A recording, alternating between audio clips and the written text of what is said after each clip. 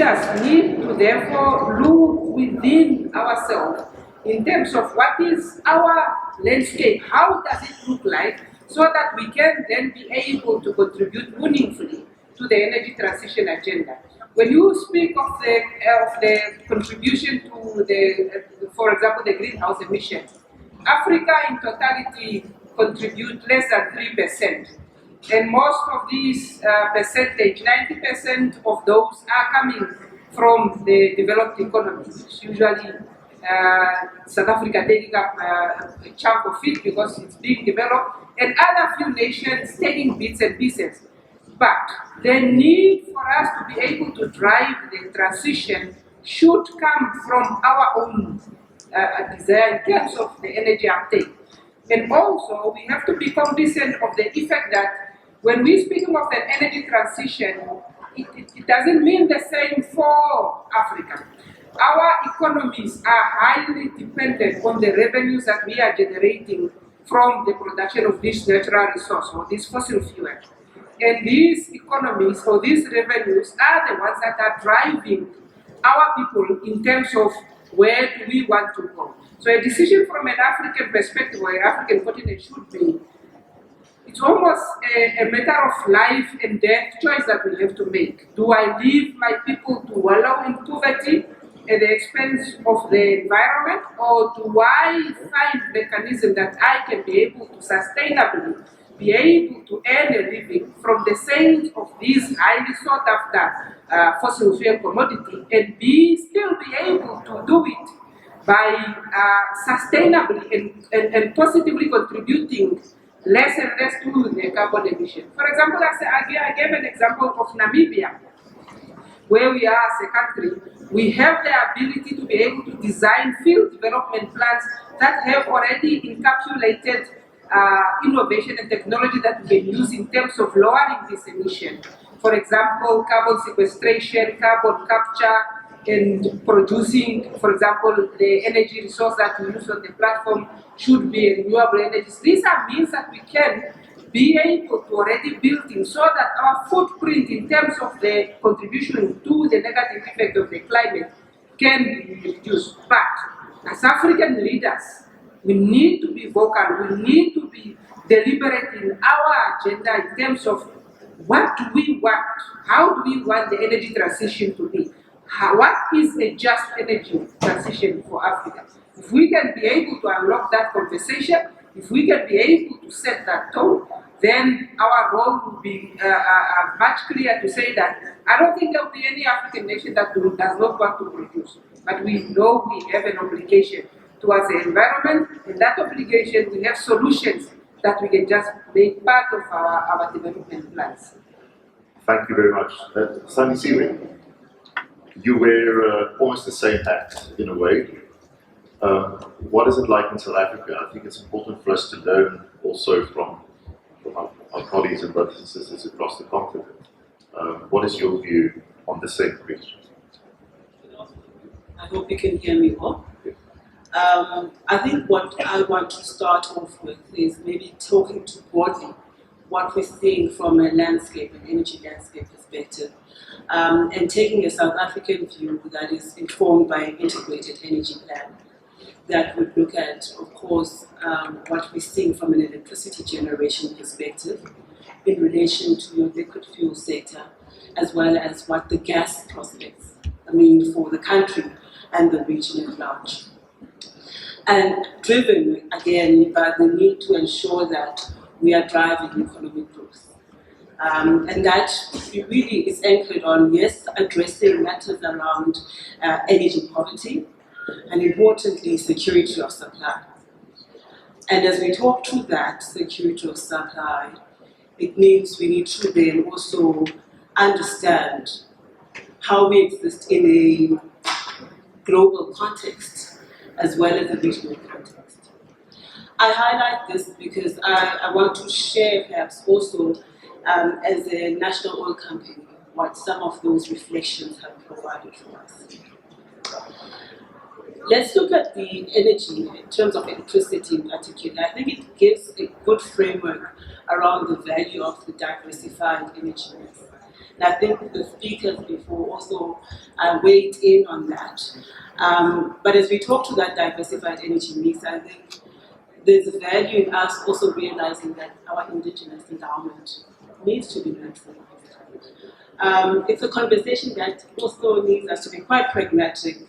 I think, Maggie, you're highlighting that each country, each region will define what that maximizing of our own indigenous value is in relation to the energy transition.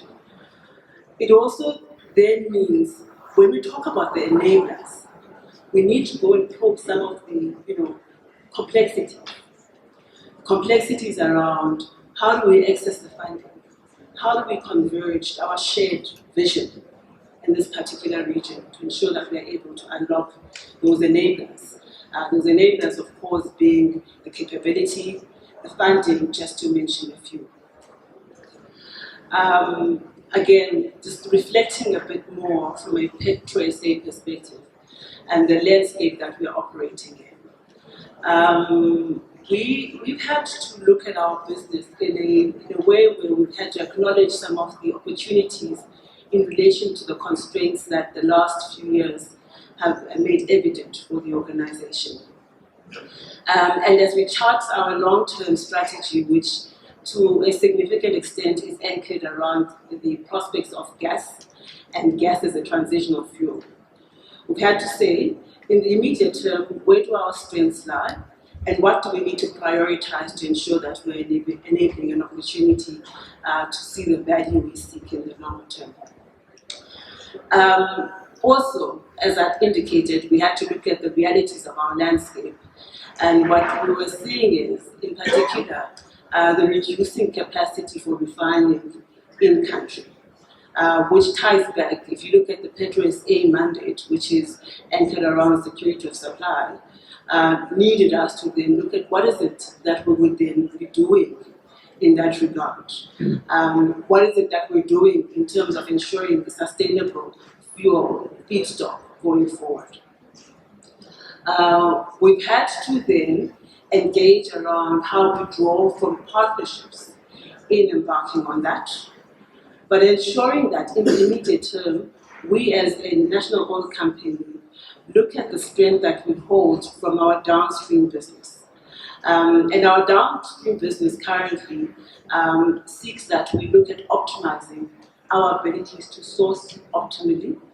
And I think the reality of that conversation seeks value in a more collaborative discussion. And I think that's part of when we talk to partnerships, we'll elaborate a bit more on that. It's the value around seeking the opportunities downstream in terms of how we source and how we grow a market. So that's what we currently are prioritizing as a PetroSA in the landscape that we are operating in. Cognizant that for us to achieve our long-term strategy, which again is to unlock the value associated with the gas economy, we have got to put in place some of the critical enablers. And we've continued to look at partnerships to unlock our upstream activities, including the immediate Block 9, which we currently are present in the Mossel Bay area, as well as to ensure that we are drawing partnerships that would allow us to unlock the opportunities on the West Coast, which we have investments and interests around. We acknowledge, and I think I want to draw back to the timelines that we shared. 1 minute, timelines we've shared, that there is work and a gestation period that is associated with that particular realization of those opportunities. And so the importance of us ensuring that in the immediate term, we are investing in businesses that allow us to ensure the sustainability of the company. As we do that, again, I want to highlight that we've seen the value through partnering. We've gone out into the market to identify which type of partners we are able to provide the relevant value proposition to, and ensure that we are also realizing value in partnering with those particular entities, in ensuring that, again, we are addressing the immediate term strategy and we are fully bridging ourselves for alignment to our long-term strategy. Thank you very much. If I can ask you'll pardon me for my terrible pronunciation, but quick call you Miss Eyesan, if that's okay. I wanted to ask, clearly Nigeria, and in particular the NNPC, has worked through many of the obstacles and challenges that both the previous guests highlighted. What were your learnings, and certainly as the CEO of NNPC, what would your advice be to Maggy and to Maggy and to our other colleagues here, and Shiwana here on the stage? Yeah, thank you very much. I really feel very pained that I'm not sitting with you all at the conference. It's really regrettable, and I sincerely regret my not being there physically. So, talking about NNPC's past experience, especially from our very long years operating in the oil and gas and now energy sector, there's quite a lot to share, quite a lot, and I'll take them one after the other. So let's come to the regulatory framework, and I must say I must commend Namibia, who have upfront, assessed how they want to play in the industry and set up their regulatory framework, for operations. So as Nigeria, when we started, we were one of the youngest, in this space, and coming from the sub-Saharan Africa, we were one of the few at that time. We didn't have lessons to learn from those who had gone before us.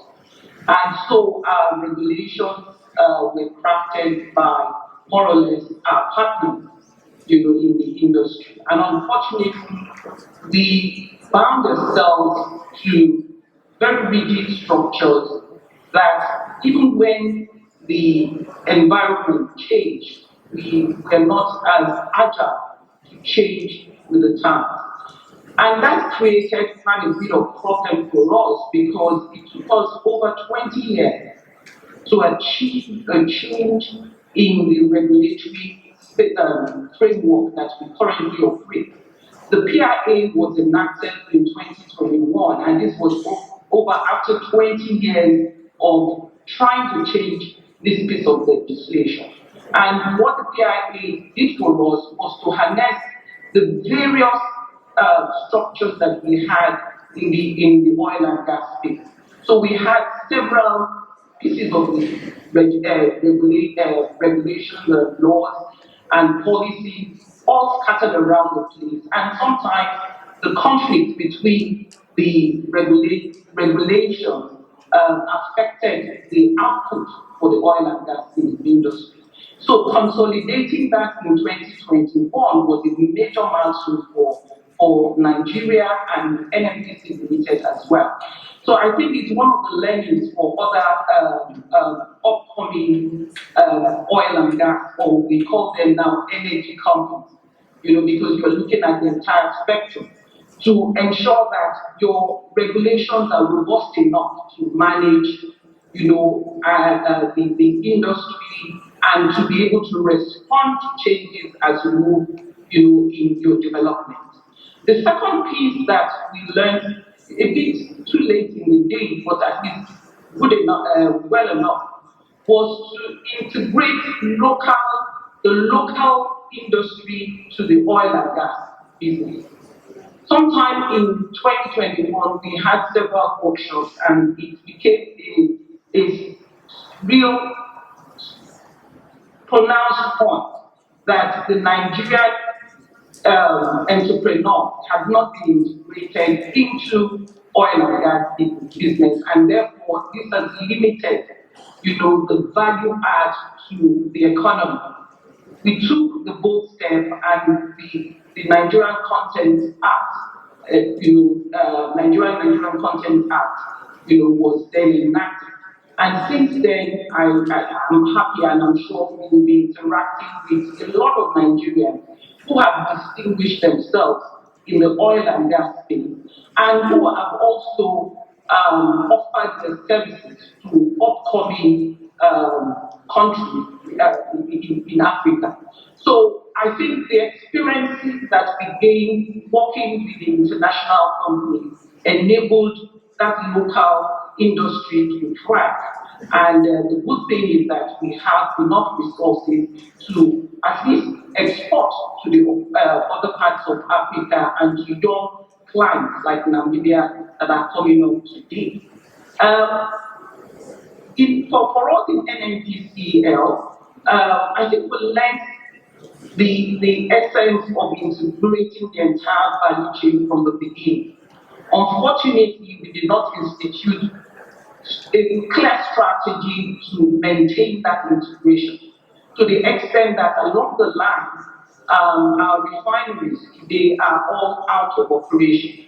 But we realize that it is vital, it is important that this is integrated, and so we have taken that bold step to rehabilitate our refineries and ensure that we move forward. And lastly, when we started this conversation, we talked about the just transition. Indeed,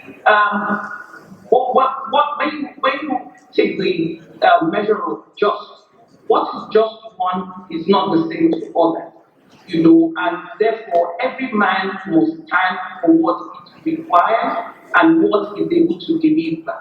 So for us in NN4, in Nigeria as a country, we see gas as a competitive advantage. We have currently 200 TCF of gas and with a potential of 600 TCF. And we see this as a potential to unlock the energy or to take a lot of Nigerians out of energy poverty and ensure that Nigeria as a country, not only Nigeria, but sub-Saharan Africa also benefits from this resource and that we utilize it to develop the whole of the sub-region. Today we are working and partnering with several countries to expand the gas footprint. We're working on 2 major projects and some others are also on the drawing board. We have the Trans-Morocco pipeline, which will transcend several West African countries all the way to Morocco and ultimately to Europe. And we also have the Trans-Sahara pipeline, which goes all the way to Algeria. So Nigeria will see itself as a major rallying point for Africa, and this lesson have enabled us to play the role actively. Thank you very much. Shiwana, over to you. I think NAMCOR as really the holder of government stake in the licenses being exported at the moment, but also at the same time being Namibia's NOC. Does NAMCOR see itself vertically integrating to capture more value for government? And tell us a little bit about that. Thank you very much. So, Namibia's condition in terms of Article 98 of the Namibian Constitution is that of a mixed economy. So, what that essentially means is that there's state participation and private sector participation. But the expectation is obviously that the state should not crowd out the private sector. So we will take our cues essentially from the ideological position of the state in terms of the extent of participation in the sector. We obviously have our own ideas in terms of forward integration. However, we conducting quite a bit of benchmarking, and Norway is a typical example. They've got what they refer to as the 10 commandments of the oil and gas industry. And their primary purpose for participation in the oil and gas industry is resource maximization. So as a developing nation, ours is probably different from theirs because they started off similar to that of NAMCOR, where the state had participating interest, carried interest essentially. However, the state that was Equinor, before that was Statoil, diluted their interest. So they listed 1/3 of the state interest on the stock exchange because their endeavor was really resource maximization. Whereas from our perspective, there's a policy that is in draft form. That's the public enterprise ownership policy that provides 3 precincts for state participation in sectors such as oil and gas. The first is to address a particular market gap. The second is really to serve as a strategic endeavor, for instance, in the petroleum sector, and the third is economic interest. It only makes sense for such a nascent industry such as oil and gas for the state to resort to pitch in and sort of unlock the potential in the interim. And once the sector has been stabilized, then the private sector can resort to pitching, essentially, because it requires a significant amount of capital outlay. We have conversations around refinery, around pipelines, around logistic bases, and you probably won't have a private sector that has the sort of appetite to invest in these projects, essentially to unlock the potential of the sector. So in terms of our mandate, we are expected to participate in refinery capacity and other endeavors to unlock the potential of the industry. So Maggy presented in her presentation around the pipeline project. Somebody has to manage that project. Uganda, for instance, they've got ECOP. It's going on for the longest time because they've been experiencing resistance from the environmentalists, essentially. But our queues are essentially on a need basis. If there is something that the state needs to do to unlock the potential of the sector, then of course, NAMCOR will endeavor to do so. A typical case in point is NAMCOR's entrance in the retail space. The private sector would argue that our participation essentially is crowding out the private sector. But we operate a similar model such as Total Energies, Shell. The only distinction is that we're a Namibian-owned company. So we don't operate the retail service station, but we provide an alternative brand that is operated by the private sector. And for strategic reasons, the argument is if the super majors, international oil companies decide to withdraw from the space, you still have your own Namibian entity servicing this very important strategic sector. A typical case in point is Zimbabwe. When there were sanctions imposed on Zimbabwe, they had local international oil companies in the retail space. They did not have their own retail company or company that imports petroleum products into the country. And when these guys left, they suffered significant challenges because of that gap. And that forced the Zimbabwean government to set up 2 entities, one for retail and the other to bring in a product essentially. And that obviously was for strategic reasons. So our interest, of course, is commercial. We need to have a bankable business plan in terms of whatever endeavor we pursue, but it must be strategic as the custodian of the state's interest in all things oil and gas, essentially. But I think what will really inform our orientation around where we're going to participate is really that baseline study. We need to unlock the oil and gas value chain from upstream up until your downstream endeavors, and assess where the gaps are, essentially. For now, we've identified a gap that's a logistics base. So because these are offshore operations, you can't really see the sort of value. But having a logistics base, and this is a model that we picked up from Nigeria and Angola, essentially. So Sonangol created a subsidiary called Sonils. It's an integrated logistics base. So they house all the service companies and all the entities that are servicing the sector, essentially, and they provide logistical and maintenance services to the sector. And on top of that, you've got your mud plants, cement plants, consolidated in one sort of base. And that offers the state line of sight in terms of the value that is being created to the sector And even so, they've got you can put up a tax office to have line of sight of the revenues and facilitate the returns to the state in that sort of manner, essentially. Now that takes commitment. So somebody sitting on the other side of the fence can argue that, look, NAMCOR is crowding out the private sector, but who's got 5 billion to invest in a national logistics base? So the conversation can be had to say, look, let the state resort to pitching, and over time, once the sector has been stabilized, you can divest your interest and allow sort of public-private partnerships to come into play, and you essentially fill that gap, essentially.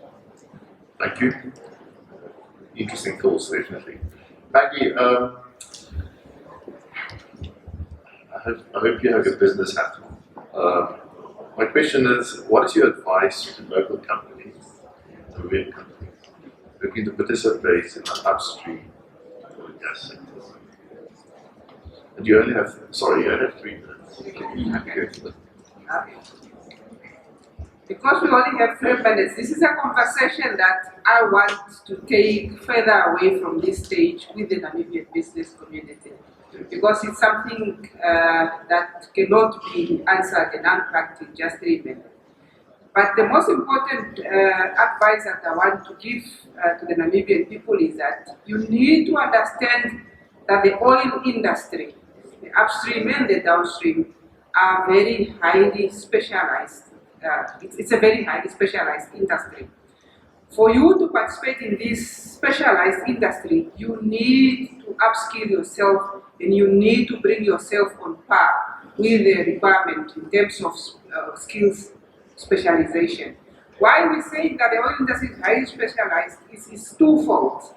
First of all, we operate in an environment that, in terms of safety, is very delicate. There is a requirement for international standard, for oil and gas standard, and these standards unfortunately need to be upheld, and we cannot compromise. So if you are going to be a participant in the oil industry, in the project that is happening, for example, the drilling that's happening right now, you are providing drilling mud as a Namibian company. Your quality, the quality of your product need to meet the standard that can be provided for a drilling that's happening in the North Sea, for example. That's just one aspect. The second aspect is also because of the element of safety. Where we are operating in is an environment that is very delicate, and it's possible, there is a big possibility for loss of human lives, for loss of infrastructure, and for environmental catastrophe. So because of these elements that need to be safeguarded, therefore, your entry requirement is set at a bar that is already high. So for Namibians to be able, for you to be able to participate, you need to bring, the standards of the industry are not going to be lowered, unfortunately. The Namibian people are the ones that need to upscale themselves, push themselves up, so that you can be able to then bring yourself to that requirement of the industry. Coupled to that, it's a very capital-intensive industry. So there's a need for synergies to be created with local and regional financial houses and financial providers, so that you can be able to provide the financial means and the capital that is required for Namibians to participate. I'm glad that FNB is on board and has always been on board with us in the industry, but we are calling even more innovative means of being able to raise the capital, because the capital is needed even to build the capacity and to provide the necessary equipment that are needed. Thirdly, you also need to educate yourself in terms of the legal framework and the legal requirements that the industry operates on. It's unfortunately a specialized and a dedicated sector that have specific requirements, and those specific requirements need to be met. And it's because of this that I'm saying we need to have perhaps a more robust conversation as Namibians in terms of what do we need to do in order to prepare ourselves. There's a reason why we designed the local content policy in such a way that it doesn't mandate to say 10% must be Namibian, 5% must be Namibian, or 30%. That is because we acknowledge the fact that there is a gap that still needs to be closed in terms of Namibian companies' ability to come to the table and to contribute meaningfully. And with the industrial baseline study that we are doing, we want all Namibian companies, once that study is done, to then assess these needs and capacitate yourself based on what is required. Just being specialized in a certain focus. Because we're saying that it's our desire that the oil industry, the Namibian oil industry, is saved from Namibia, from the ground. Evidence have shown that in terms of what we are working towards, which is government revenue, as government we will earn more if we know that the Namibians are cost effective, and the ability to produce cost effective products is when you assemble, when you produce these products on the ground.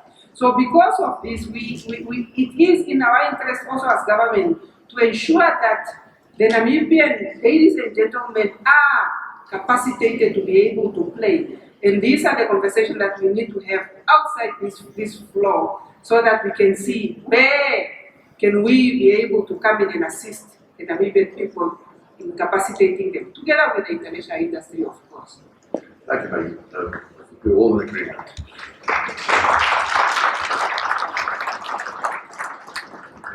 If I can go to Lagos first, if that's okay. Ms. Eyesan, we read, well, I think it was in the media recently that Nigeria and Equatorial Guinea is potentially looking to jointly develop the regional oil and gas sector in Western North Africa. I think you touched on it earlier. What advice do you have for oil and gas producers in SADC in terms of collaboration? Why is it important, and what would the main factors be you would look at? Thank you very much for the question. So again, from my experience, when we started, we were not really just and we chose to do things by ourselves with the IMC. Today, we are left, Africa is left high and dry in the sense that we are being told we must transit at the same pace as everybody else, even though the emissions coming from Africa is only 3% of world total emissions. So it's evident that the problems in Africa has to be dealt with by Africa. And one thing that has come out that resonated is the fact that we must work cooperatively rather than competitively. So while we are all chasing the same resource and we want to race to the market, I think it's important that we collaborate to see how we can best meet our individual needs and then take out to the other parts of the world as required. So a fundamental aspect of the collaboration is identifying where our core strengths are and then sharing those strengths rather than reinventing the wheel. So I hear my panelists talking about, enabling the Namibian entrepreneurs in the oil and gas sector. In terms of experience, I know you will need to develop the experience over time. So I think while you enable the Namibian content, you must not be oblivious of the fact that experience is time. Experience does not come in a day, and set yourself up for that synergy with other parts of Africa that already have what you're looking for. And then craft out a forward roadmap that will transit from the locals to the states that you want to get to. So the project you referenced, the Nigerian Equatorial gas supply pipeline, is one that we are currently working on amidst other projects. So Nigeria, again, like I said, we are sitting on huge gas resources. And the whole of Africa, I mean, when we eliminate in the NAM, it's relatively reductive because of the energy poverty. And the question is, how can we get this out, in a commercially viable way to our fellow brothers and sisters in the sub-region? And I believe that the solutions are not very far away when we seek to constructively collaborate. The Nigerian-Morocco pipeline that I mentioned was was initiated by the people of Morocco, and today we have all the countries keenly. And with the new discoveries in Africa, I believe that there is a way we can still collaborate and ensure that we bring sub-Saharan Africa out of its current economic state to the would-be state of progress and development. So again, I re-emphasize there's a need for constructive collaboration at all spheres, in terms of resource identification and how we can best, make use our competitive advantages, to improve our note rather than just be inwardly focused, because that's you may be shortchanging yourself from the value that comes from cooperation. Thank you very much. Which brings me to my next guest. Sandisiwe, sorry, can I have 4? Okay. What avenues of collaboration do you see between Namibia and South Africa to maximize the value derived from the Orange Basin exploration? Okay. Three key points. The PetroSA strategy is anchored on partnerships.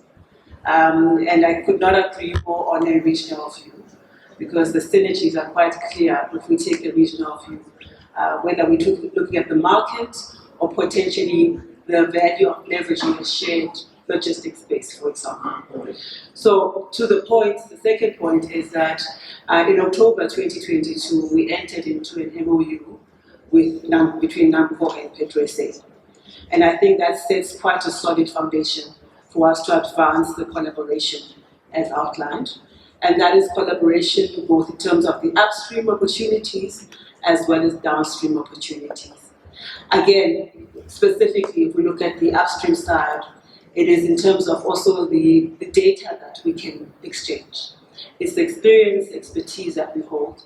I think the discussion around, the value of some of the enabling infrastructure also is provided through those material collaborations, just to mention a few. The other, which you haven't necessarily asked, which I think is important, goes back to also a market. Because I think much of these projects also need us to focus on what the market looks like and how do we trigger it and grow it. Thank you. So, same question. How can we collaborate with South Africa, especially on Orange Basin? Yeah, so there's obviously a geological interplay between the Namibian and South African continental shelf, and that's why there's a type of activity now in South Africa as well. I think the Orange Basin is full that, so that's a good thing. And I think one area is really around seismic data, because we have that geological interplay, and they can draw from the data that we have to sort of assess, the geology that they're assessing essentially. So that's one area. I think another area is really around importation of product. The market has really gone haywire, so we're procuring petroleum product at a premium, but there are advantages in economies of scale. So we're having conversations with PetroSA to say, if we partner to buy product in a significant quantity, that will allow us to leverage economies of scale, because they are able to source product at a much cheaper rate, and that obviously will drive down the cost. And eventually we can, sort of transfer that cost to domestically, essentially. But I think partnerships are exceptionally essential, not only in terms of actual sort of opportunities, but also drawing from learnings. I had a good conversation with a colleague from Angola. He gave an example of when the super majors came. I think it was Chevron came. There was a significant amount of capital that came into the country. So there's a significant amount, just 1 minute, let me just give this example. Significant amount of capital that came into the country, and what essentially happened is that shot up the cost of living, and that sort of compounded the gap between the sort of fortunate and the less fortunate. And what we then need to be mindful of is to learn from such jurisdictions, not only in terms of partnerships, but also what essentially went wrong in terms of the structure of the economies, essentially. Those benchmarking sort of partnerships are essential as well. Thank you very much, ladies and gentlemen.